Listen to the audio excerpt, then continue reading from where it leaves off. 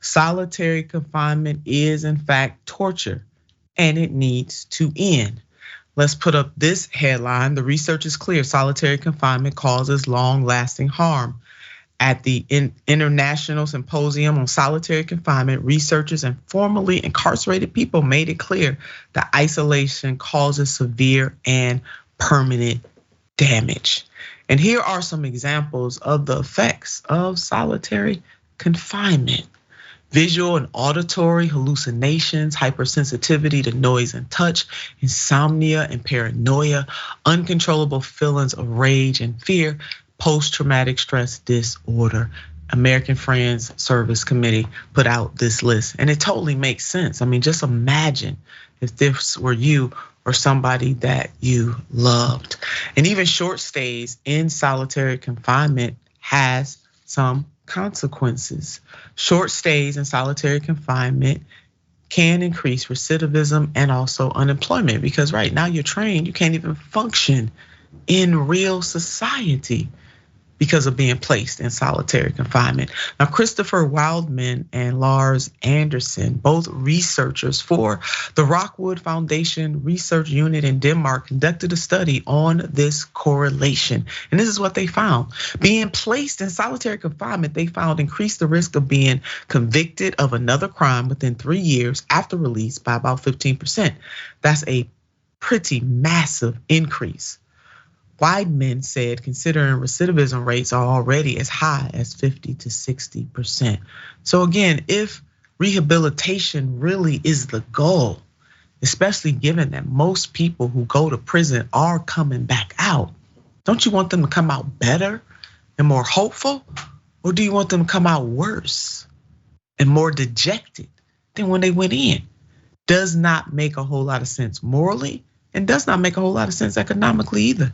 It's throwing good money after bad. We're truly, truly making people worse. And I want you to take a look at this chart detailing the increase in premature death from solitary confinement. Solitary confinement increases the risk of premature death after release. Among people who died after release from prison, those exposed to solitary confinement were more likely to die from suicide, homicide, or opioid overdose. My God. And so on that one side of the screen, on the left side, you see no solitary confinement. And on the right side, any solitary confinement. And it is very, very, very clear what is happening here.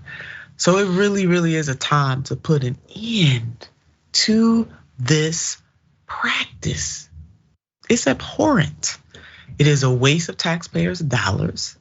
And there is absolutely, and I mean absolutely, no benefit morally or economically to this practice if in fact our goal as a society is to have people pay their debt to society and come out better.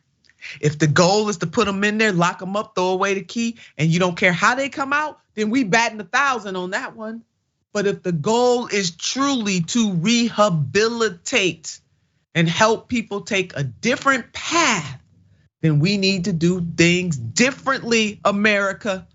What is done in our name, either abroad or right here at home, it does matter. We need to get more involved in these types of things because nobody is safe with this. Did you hear what I said? Most of the folks who go away, they come back. And the condition that they come back in matters for all of us. It's a ripple effect. We can't escape it. So we should want our sisters and brothers, our family and friends who have transgressed and paid their debt to society to come out better than what they went in. God knows we should not want them to come out worse.